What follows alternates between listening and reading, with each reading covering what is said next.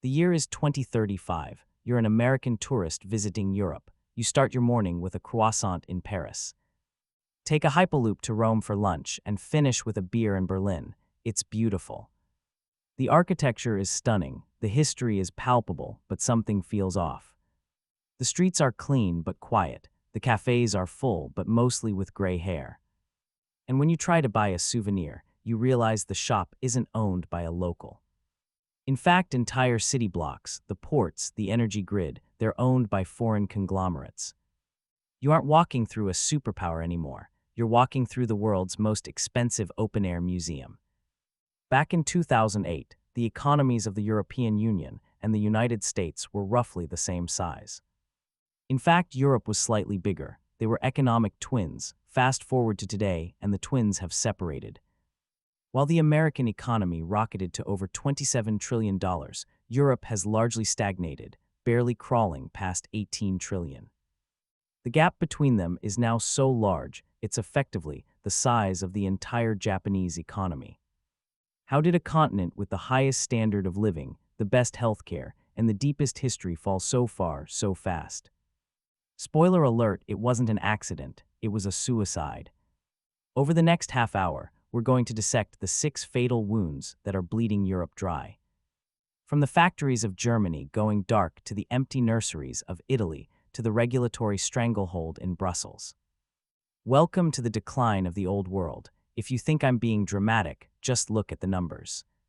Since 2008, the US economy grew by 87%, the EU just 13%. If this trend continues, the average European in 2050 will be than the average resident of Mississippi. Yeah, let that sink in, so grab your espresso while you can still afford it, and let's look at the first nail in the coffin. Wound number 1, the great deindustrialization, the German engine stalls. For decades, the economic heart of Europe was Germany, and the heart of Germany was heavy industry. Cars, chemicals, machines, the stuff that makes the world turn. The formula for German success was simple, arguably brilliant, and deeply cynical. Use American security to stay safe. Use Chinese demand to sell cars. And most importantly, use cheap Russian gas to power the factories. It worked beautifully until it didn't. When the Nord Stream pipelines blew up, both literally and metaphorically, the German business model evaporated overnight. Let's talk about BASF. They're the largest chemical producer in the world. They make the stuff that goes into your toothpaste, your sneakers, your car, your medicine. Their headquarters in Ludwigshafen is basically a city within a city. In 2024, BASF made a decision that should have terrified every politician in Berlin. They decided to shut down major production lines in Germany. Why? Because making chemicals requires massive amounts of energy. And thanks to the loss of Russian gas and a frantic, botched transition to green energy, electricity prices in Germany hit levels that make doing business mathematically impossible. Instead of staying in Germany, BASF is dropping $10 billion to build a new megasite in Zhangjiang, China. Think about the irony here. Germany, a country that prides itself on human rights and environmental standards, is forcing its own companies to move to China, a country that burns coal like it's going out of style, just to stay solvent. This isn't just BASF.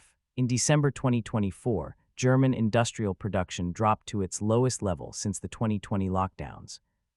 We're seeing the hollowing out of European industry in real time, and here's where the dark humor kicks in. Germany shut down its last 3 nuclear power plants in April 2023 at the height of an energy crisis. They turned off clean, reliable baseload power, so what did they do to keep the lights on? They reactivated coal plants. They're literally digging up villages to mine brown coal, the dirtiest fossil fuel in existence, to make up for the nuclear plants they shut down to save the environment. You cannot make this stuff up, but wait, I hear you say, can't they just switch to high-tech services like the US? Well, they could if they hadn't regulated their tech sector into a coma, which we'll get to in a minute. But for now, understand this. Europe built its wealth on making things, and right now, the signs on the factory doors are flipping from open to closed. Wound number 2, the demographic death spiral, the empty cribs. If the factories closing down is a heart attack, this next problem is a slow-growing cancer. It's quieter, but it's 100% fatal if untreated. Let's take a trip to Italy. Beautiful food, great wine, and absolutely no bobbies. In 2024, Italy's birth rate hit a historic low of 1.18 children per woman. To put that in perspective, a population needs a rate of 2.1 just to replace itself. Anything below 1.5 is considered a demographic emergency. At 1.18, you're looking at mathematical extinction. Imagine you're a 25-year-old Italian named Matteo. You just graduated. You have a degree, but you can't find a job because the economy is stagnant. You live with your parents because rent is insane, but here's the kicker. The Italian state expects you, Matteo, to pay for the pensions of the massive generation of retirees above you. Europe's pension systems are largely pay-as-you-go. That means there's no vault of gold where your grandma's money is stored.